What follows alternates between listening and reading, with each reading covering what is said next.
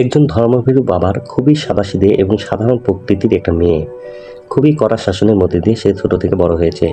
কিন্তু দুর্ভাগ্যজনকভাবে তার জীবনে এমন একটা ভুল বোঝাবুঝি তৈরি হয়, যেখানে সমাজ তার চরিত্র নিয়ে আঙুল তুলতে শুরু করে। সেই ঘটনায় মেয়ের পরিবারের মানুষগুলো তাকে বিশ্বাস করতে পারে না, আর এক মুহূর্তের মধ্যেই মেয়েটা তার জীবনের সবকিছু হারিয়ে ফেলে। তবে ওই সময়টাতে তার জীবনে ঢাল হয়ে দাঁড়ায় একটা বখাটে নষ্ট ছেলে, যার সাথে মেয়েটা তার সাদাসিধে জীবনটাকে নষ্ট করে দিয়ে একদম পরিবর্তন হয়ে যায়। কিন্তু এসবের মধ্যেই গল্পটা এমন এক নির্মমতার দিকে মোড় নেয়, যেটা সকলকেই ভাবিয়ে তুলবে। দেখতে থাকুন। আজকের আমি আপনাদের বলতে চলেছি 2016 সালে বলিউডে মুক্তিপ্রাপ্ত একটা আন্ডাররেটেড রোমান্টিক ড্রামা সিনেমার গল্প, যার নাম সনম তেরি কসম। তাহলে চলুন আর কথা না বাড়িয়ে মূল গল্পে শুরু করা যাক। এই ছেলেটার নাম ইন্দোর। ভারতের মুম্বাই শহরের একটা সাধারণ সোসাইটিতে সে থাকে। তবে সরাসরি বলতে গেলে ইন্দোর একটা বিগড়ে যাওয়া বখাটে ছেলে। আজকেও সে তার এক নতুন গার্লফ্রেন্ডকে নিয়ে খুবই মজমাস্তিতে রাত কাটিয়েছে। আর সেই বিল্ডিংয়ের উপরের ফ্লোরে একটা সাউথ ইন্ডিয়ান পরিবার থাকে। সেখানে এই হলো সেই পরিবারের বড় মেয়ে সরস্বতী, যাকে সবাই সারু বলে ডাকে। আজকে সারুর জন্য একটা বিয়ের প্রস্তাব এসেছে, কিন্তু তার খুবই সাদামাটা লুক আর এভারের চেহারার কারণে এই বিয়ের প্রস্তাবটাও বাতিল হয়ে যায়। এর আগে একই কারণে তার বহু বিয়ের প্রস্তাব ভেঙে গিয়েছে। সারুর একটা ছোট বোন আছে, তার নাম কাবেরী। আর কাবেরীর একটা ছেলেকে খুবই ভালোবাসে এবং তাকে বিয়ে করতে চায়। কিন্তু তাদের বাবা জয়রাম চান প্রথমে সারুর বিয়ে হোক, কারণ সারু তাদের পরিবারের বড় মেয়ে। আর যেহেতু বড় বোনের জন্য তার বিয়ে হচ্ছে না, তাই কাবেরী এই নিয়ে সারুর সাথে বিরক্ত থাকে এবং এই কারণে সারু ইদানিং নিজের জীবন নিয়ে বেশ হতাশ।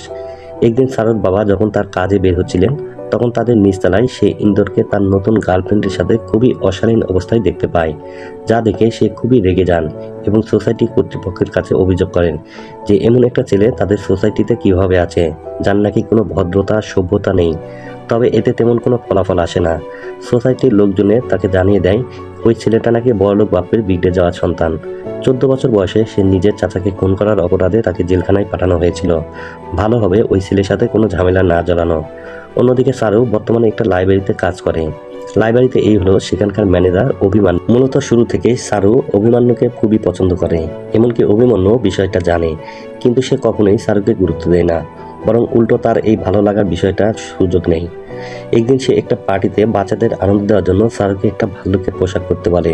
অবশ্য সারু এই কাজটা করতে রাজি হচ্ছিল না, কিন্তু তবুও সে অভিমন্যুকে পছন্দ করে বলে লজ্জিত হলেও সে এই কাজে রাজি হয়। পরে সবাই মজা করে তার চেহারা নিয়ে ঠাট্টা করে। কষ্ট পেয়ে সারু পার্টি থেকে চলে যায়। আর মজার ব্যাপার হলো সেদিনই এই অবস্থায় লিফটে ইন্দোরের সাথে তার দেখা হয়। সারু তখন সেই ভাল্লুকের পোশাকেই ছিল, যার কারণে ইন্দোর তাকে চিনতে পারেনি। একসময় হঠাৎ কোনো এক যান্ত্রিক ত্রুটির কারণে তাদের লিফট বন্ধ হয়ে যায় মাঝপথে, আর লিফটের ভেতরে খুবই গরম হতে শুরু করে। তাই নিজেকে ঠান্ডা করার জন্য ইন্দোর তার শার্ট খুলে ফেলে, যা দেখে সারু খুবই অস্বস্তি বোধ করতে শুরু করে, কারণ এই ছেলেটাকে সে এর আগে অনেকগুলো মেয়ের সাথে নষ্টামি করতে দেখেছে। তাই তার মধ্যে ভয় হয় সে যদি আবার তার সাথে কিছু করে ফেলবে না তো। তারপর যখন গরম আরো বেশি বাড়তে শুরু করে, তখন ইন্দোর তার প্যান্টও খুলতে শুরু করে, যা দেখে এবার সারু ভয় পেয়ে যায় যে এবার কিছু একটা করতে হবে। তাকে থামতে বলে সে। আসলে ইন্দোর জানতো না যে এই ভাল্লুকের ভেতরে একটা মেয়ে আছে, আর ভেতরে এখন সারুকে দেখে সেও অবাক হয়। সে তার কাছে সরি বলে, আর তারপরে লিফট ঠিক হয়ে যায়। পরবর্তীতে ইন্দোর সারুর পিছনে পিছনে তার লাইব্রেরিতে যায়। ইন্দোর সারুর কাছে একটা বইয়ের সাজেশন চায়। সে বলে, আচ্ছা, কেউ যদি 8 বছর জেল খাটার পর বাইরে বের হয়, তখন তার জন্য কোন বইটা পড়লে ভালো হবে। আর এই সকল কথা শুনে সারু ভেতরে ভেতরে ভয় পায় ঠিকই, কিন্তু তবুও সে তার জন্য একটা ভালো বই নিয়ে আসে। আর আজকের এই ঘটনায় সারুর একটা সাদাসিধে কথাবার্তায় বলা যায় ইন্দোরের মনে একটা তার জন্য সফট কর্নার তৈরি হয়েছে। এরপর থেকে ইন্দোর মাঝে মধ্যেই সেই লাইব্রেরিতে যায়। মূলত সে শুধুমাত্র সারুর জন্য ওই লাইব্রেরিতে যায়। তবে বই নিয়ে বেরিয়ে আসলেও সে সারুর সঙ্গে কথা বলার সাহস পায় না, কারণ সমাজে ইন্দোরের ভাবমূর্তি একজন অপরাধীর মতো। তার কিছুদিন পর জয়রাম সারুকে জানায় তাদের নাকি দুঃসম্পর্কের এক আত্মীয় ছেলে সারুকে খুবই পছন্দ করেছে, তাই সামনের সপ্তাহে তাদের সাথে কথা বলতে সে তিরুপাতি যাবে। জয়রাম সারুকে বলে, যদি সারু ছেলেটিকে পছন্দ করে তাহলে তো ভালো, আর যদি পছন্দ না করে তাহলে আরও ভালো। তার কথায় কিছু হবে না। অর্থাৎ বোঝা যায় এবার সারুর বাবা সারুর কোনো মতামতের গুরুত্বই দেবে না। তাছাড়া সে খুবই ধর্মভীরু একজন মানুষ, তাই নিজের মেয়ের প্রতি সে সবসময় কঠোর থাকে। তাছাড়া আগামীকাল নাকি আরও একটা ছেলে সারুকে দেখতে আসবে, তাই সে যেন প্রস্তুত থাকে। কথা মতো পরের দিন একটা ছেলে তার বন্ধুকে নিয়ে শাহরুখকে দেখতে আসে। আর মূলত এই ছেলেটার সাথে আপনি যাকে দেখছেন এটা অন্য কেউ নয়, শাহরুখ ছোট বোন কাবেরীর বয়ফ্রেন্ড। সে তার বন্ধু অরুণকে নিয়ে এসেছে, কারণ তাদের দুজনের বিয়ের জন্য শাহরুখ বিয়ে হওয়াটা খুবই দরকারি একটা বিষয়। কিন্তু অরুণ ছেলেটা শাহরুখকে পছন্দ করে না। বাইরে গিয়ে সে সঞ্জয়কে অপমান করে বলে, আরে তুই নিজের জন্য তো সুন্দরী কাবেরীকে খুঁজে নিয়েছিস, আর আমার জন্য এই সরস্বতী আন্টিকে রেখেছিস। আর তাদের কথা দূর থেকে শাহরুখ শুনতে পায়। এই কথাগুলো শুনে সে খুবই কষ্ট পায়। এদিকে কাবেরী শাহরুখের উপর রেগে যায়। সে বলে, তোমার বিয়ে যদি এবার না হয় আমি কিন্তু সত্যি সত্যি সঞ্জয়ের সাথে পালিয়ে যাব। শাহরুখ তাকে থামিয়ে দিয়ে বলে, তুই যদি বাড়ি ছেড়ে যাস তাহলে বাবার সম্মানটা নষ্ট হবে। শাহরুখ তাকে প্রতিশ্রুতি দেয় যে সে নিজের জন্য দ্রুত একটা ছেলেকে খুঁজে নেবেই। কিন্তু কাবেরী কাঁদতে থাকে। শাহরুখ কাবেরীর কষ্ট দেখে খুবই কষ্ট পায়। পরের দিন শাহরুখ একটা ম্যাগাজিন পড়ে জানতে পারে যে রুবি মালহোত্রা নামে একজন মেকওভার আর্টিস্ট আছে, যিনি এভারেজ চেহারার মেয়েদেরকে মেকওভার করেন। আর এভাবেই তার মাথায় আরও একটা বিষয় চলে আসে।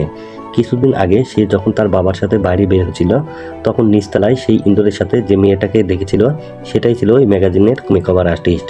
অর্থাৎ রুবি মালহোত্রা আসলে ইন্দোরের গার্লফ্রেন্ড। তবে এসব চিন্তা না করে শাহরুখ রুবির অফিসে ফোন করে।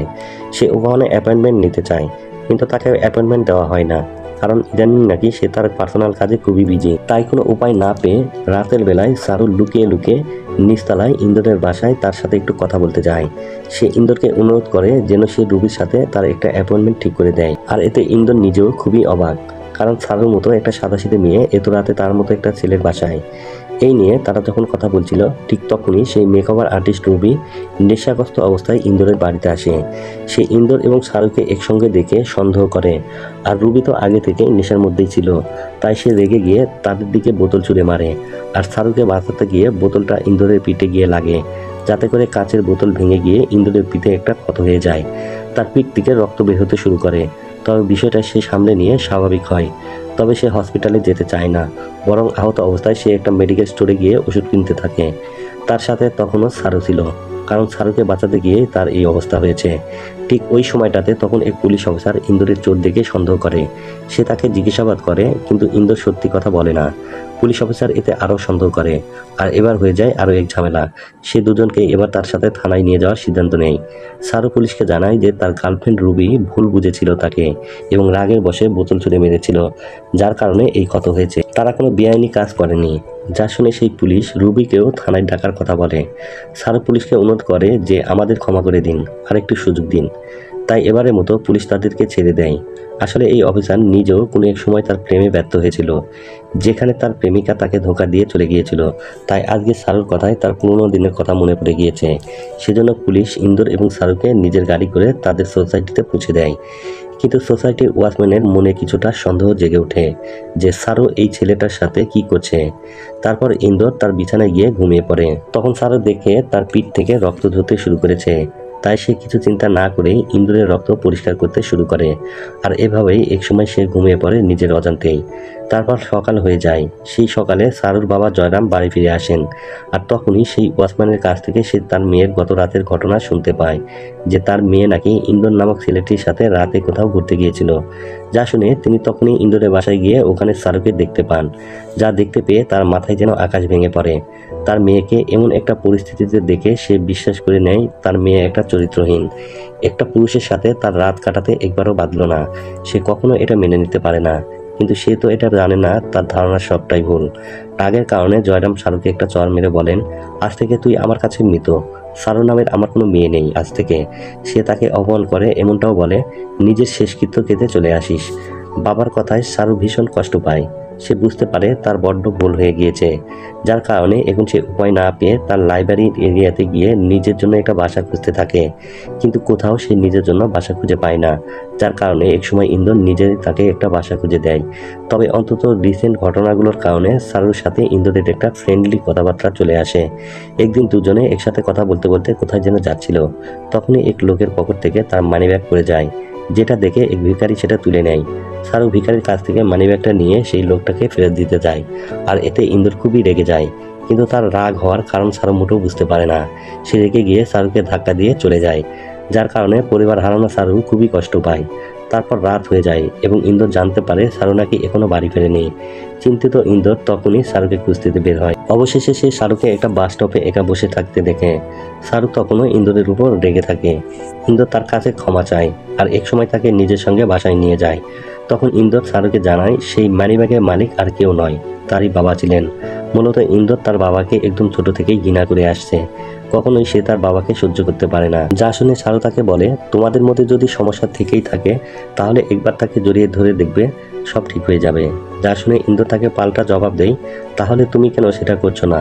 যাও একবার তোমার বাবাকে গিয়ে জড়িয়ে ধরো, দেখো সব ঠিক হয়ে যায় কিনা। সারু এই কথা শুনে হাসে এবং বলে, যতক্ষণ না আমার বিয়ে কোনো আইআইটি বা আইআইএম ব্রাহ্মণ ছেলের সঙ্গে হচ্ছে ততক্ষণ আমার বাবা আমাকে মেনে নেবে না, আর আমার মতো আন্টিকে কে বিয়ে করবে। ইন্দোর এই কথা শুনে পরবর্তীতে সারুকে মুস্তাকিম নামের একজন ভাইয়ের কাছে নিয়ে যায়। মুস্তাকিম একজন ডিজাইনার এবং মেকওভার আর্টিস্ট। এমনকি তাদের বিখ্যাত রুবি মালহোত্রাও তাদের কাছ থেকে মেকওভারের জন্য বিভিন্ন জিনিসপত্র কিনতে আসে। কোনো এক সময় সেই রুবি মালহোত্রা তার কাছ থেকে এই সব শিখেছিল। মুস্তাকিমকে ইন্দোর সবকিছু বুঝিয়ে দেয়। যে করেই হোক সারুকে এমন একটা লুক দিতে হবে যেন যে কোনো ছেলে তাকে দেখেই ফিদা হয়ে যায়। আর তার কথা মতো একজন প্রফেশনাল আর্টিস্ট হিসেবে নিজের দক্ষতা সে দেখাতে শুরু করে। আর এক সময় সে সারুর বাহিক লুকটাকে একদম পরিবর্তন করে ফেলে। তাকে দেখে খুবই সুন্দর লাগছে, যেন এই এক নতুন সারু।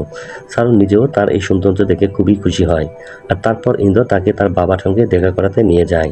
কিন্তু সারু বাড়ি ফিরে দেখেন তার বাবা জয়রাম সারুর শেষকৃত্যের আয়োজন করছে। সে মন থেকেই নিজের মেয়েকে একদম মেরে ফেলেছে। আর এখন থেকে তাদের পরিবারে সারু নামের কোনো অস্তিত্ব নেই।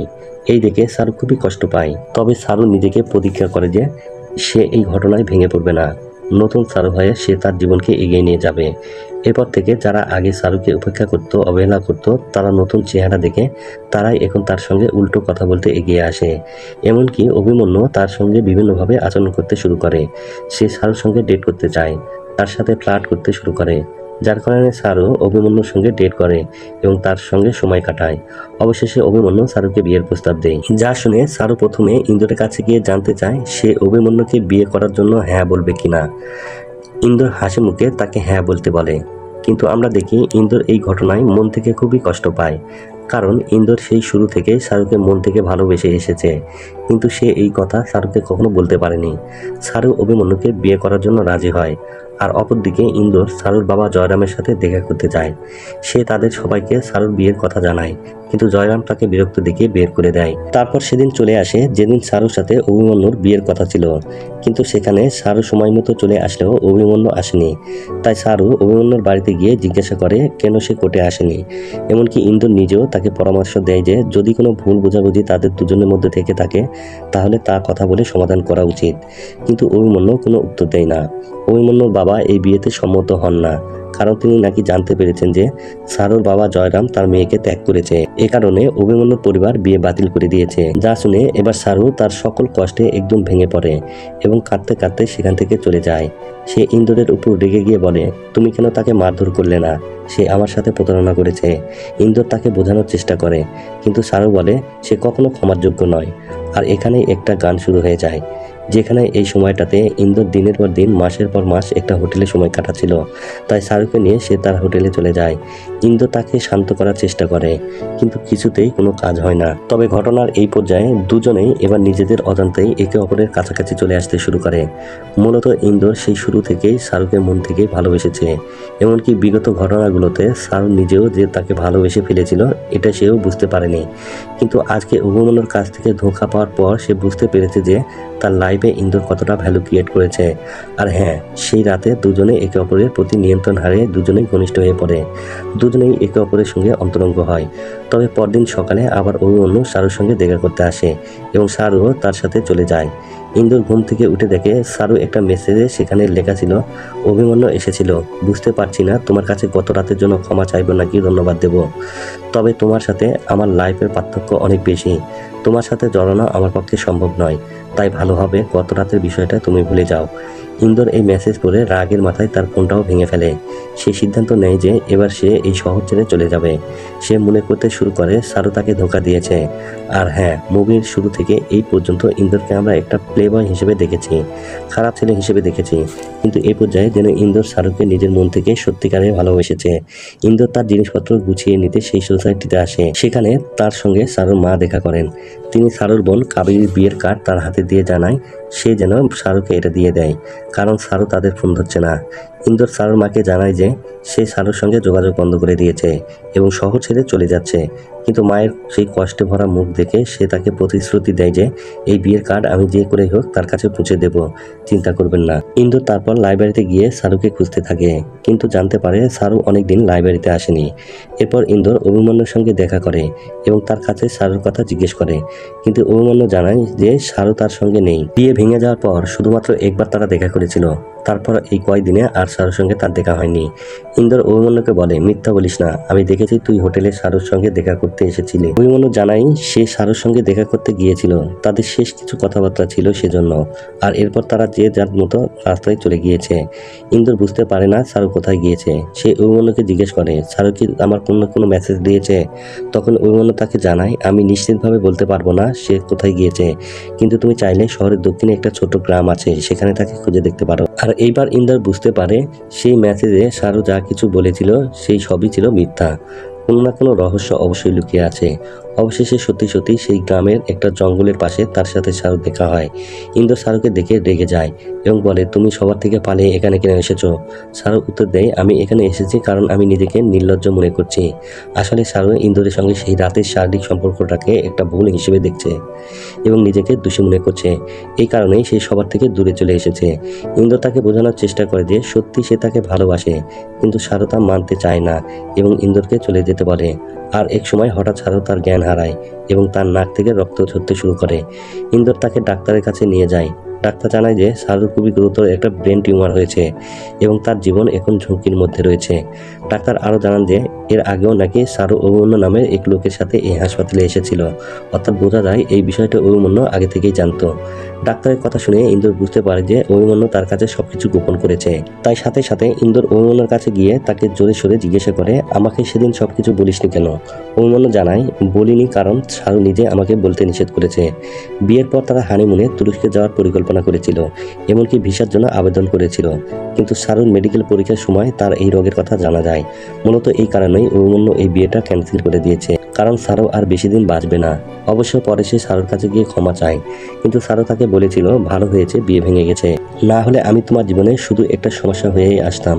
আর এসব কথা শুনে ইন্দোর বুঝতে পারে কেন সারু সবার থেকে দূরে চলে গিয়েছিল, এমনকি ইন্দোরকেও অবহেলা করেছিল। অপরদিকে পরের দিন সারুর বোন কাবেরীর বিয়ে হয়ে যায়, আর সারু স্বাভাবিক হলে ইন্দোর তাকে নিজের বাসায় নিয়ে আসে আর তার বোনের সাথে কথা বলিয়ে দেয়। অনেকদিন পর নিজের পরিবার এবং ছোট বোনের বিয়ে দেখে সারু কাঁদতে থাকে, আর সেই রাতেই ইন্দোর সারুকে বিয়ের প্রস্তাব দেয়। কিন্তু সারু তাকে জড়িয়ে ধরে বলে, আমি তোমাকে বিয়ে করতে পারবো না, কারণ স্রষ্টা আমার বাবা মায়ের দোয়া কবুল করে নিয়েছে। আমার হাতে বেশি সময় নেই, আমি চাই না আমাকে পাওয়ার আনন্দের তুলনায় আমাকে হারিয়ে ফেলার আনন্দ তোমাকে বেশি কষ্ট দিক। ইন্দোর সারুর এসব কথা শুনে কাঁদতে থাকে। পরবর্তীতে সারুর অবস্থা আরও খারাপ হয়। সে সারুকে আবারও হাসপাতালে ভর্তি করায়। আর এরপর একদিন মদ খেয়ে ইন্দোর সারুর বাড়িতে যায়। সেখানে সে দেখতে পায় সারুর বাবা সারুর ছবিতে মালা পরিয়ে রেখেছে, যা দেখে সে খুবই রেগে ওঠে। ইন্দোর সারুর ছবি থেকে মালা খুলে ফেলে, আর জয়রাম এটি দেখে ইন্দোরকে চড় মারে। ইন্দোর বলে, আর কখনো সারুর ছবিতে মালা দিবেন না, না হলে আমি প্রতিবার এসে এটি খুলে ফেলবো। সে রাতে ইন্দোর নেশাগ্রস্ত অবস্থায় ছাদে গিয়ে শুয়ে পড়ে। পরের দিন সকালে পুলিশ ইন্দোরকে থানায় নিয়ে যায়, কারণ জয়রাম এবং সোসাইটির লোকেরা তার গতকালের আচরণের বিরুদ্ধে অভিযোগ করেছিল। এদিকে সারু হাসপাতাল থেকে ছাড়পত্র নিয়ে ইন্দোরের জন্য অপেক্ষা করছিল, কিন্তু ইন্দোর না আসায় সে লাইব্রেরিতে যায় এবং ইন্দোরের এই পর্যন্ত নেওয়া সকল বইগুলো খুঁজতে থাকে। সেখানে প্রতিটি বইয়ে সে একটা করে চিঠি পায়, যেখানে ইন্দোর তার অনুভূতির কথা লিখেছিল, যা সে কখনো সরাসরি বলতে পারেনি। চিঠিগুলো পড়ে সারু আবেগপ্রবণ হয়ে পড়ে এবং বুঝতে পারে ইন্দোর তাকে অনেক আগে থেকে ভালোবাসত। এ পর্যন্ত সে শুধু মনে করেছে সেই রাতের ওই ঘটনাটা শুধুমাত্র তার শারীরিক আকাঙ্ক্ষা পূরণ করেছে, কিন্তু সে এটা জানতো না যে ইন্দোর তাকে সত্যি সত্যি ভালোবাসতো।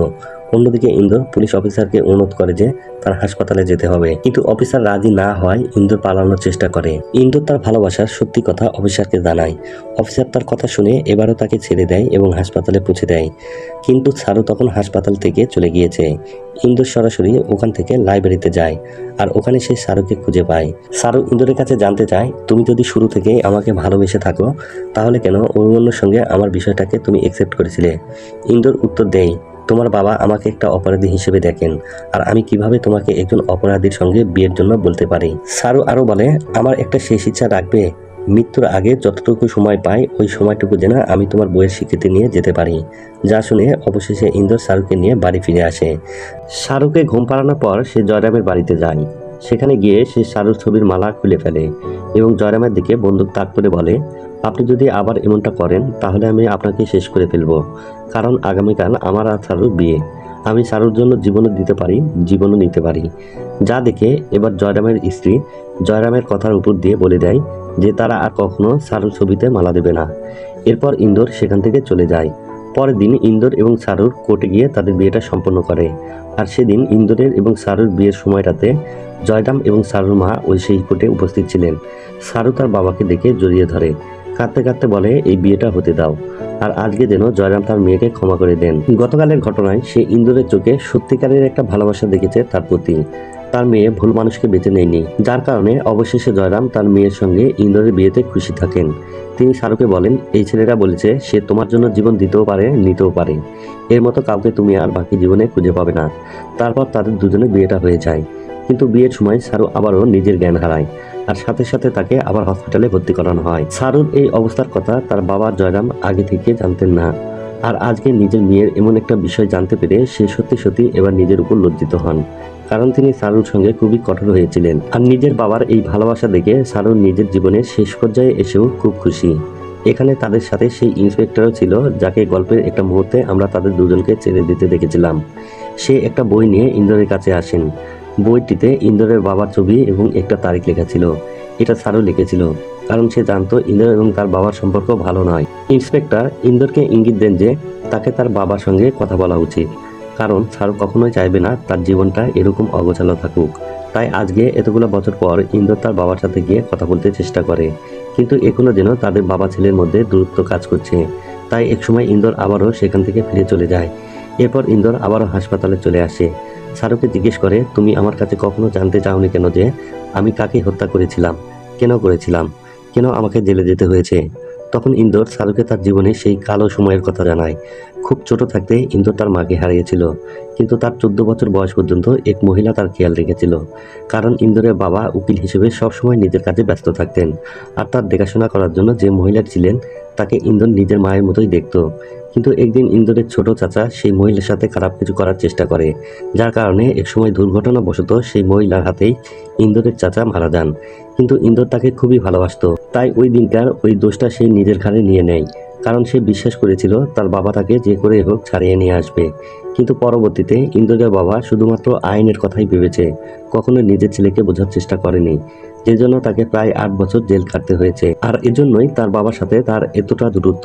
তবে আজকে সারু তার কাছে আরো একটা অনুরোধ করে, যেন সে তার বাবাকে ক্ষমা করে দেয়, যাতে করে তার কথা মেনে নিয়ে ইন্দোর কাঁদতে থাকে এবং সারুকে জড়িয়ে ধরে বলে, তুমি আমাকে ছেড়ে দিও না। কিন্তু সারু শেষবারের মতো তার বুকে নিঃশ্বাস রেখে মারা যায়। আর এই ঘটনাটা যেন মেনে নেওয়ার মতো ছিল না। কথা মতো পরবর্তীতে ইন্দোর তার বাবার সঙ্গে দেখা করতে যায়। আর আজকে প্রথম ইন্দোরের বাবা নিজে থেকেই তার ছেলের কাছে ক্ষমা চায়। আর এক সময় দুজনে একে অপরকে জড়িয়ে ধরে, আর তাদের দূরত্বটাও শেষ হয়ে যায়। গল্পের শেষে আমরা দেখতে পাই কয়েকটা বছর পার হয়ে গিয়েছে। ইন্দোর জীবনে শাহরু এখন শুধুমাত্র একটা স্মৃতি হয়ে থেকে গিয়েছে। বর্তমানে ইন্দোর তার বাবার মতোই একজন বড় মানের লয়ার। স্টেটের সব থেকে বড় বড় কেসগুলো তার হাতে আসে। তবে তার জীবনের সব থেকে বড় আবেগের স্মৃতিগুলো এখন শুধু কল্পনার পাতাতেই বেঁচে আছে। সে প্রায়শই শাহরুর কবরের সামনে দাঁড়িয়ে তাকে খুব গভীরভাবে অনুভব করে, আর নিজেদের পুরনো সেই স্মৃতিগুলোকে মনে করে, যেখানে শাহরু নামক অধ্যায়টা তার জীবনটাকেই সম্পূর্ণ পরিবর্তন করে দিয়েছে। আর এখানেই শেষ হলো আজকের গল্পটা। তা কেমন লাগলো আজকের সিনেমা সেটা কমেন্ট করে জানাতে পারেন। ভালো লাগলে অবশ্যই লাইক, কমেন্ট, সাবস্ক্রাইব করে আমাদের চ্যানেলের পাশেই থাকবেন। দেখা হবে পরবর্তী কোনো মুভিতে। ততক্ষণ পর্যন্ত আল্লাহ হাফেজ।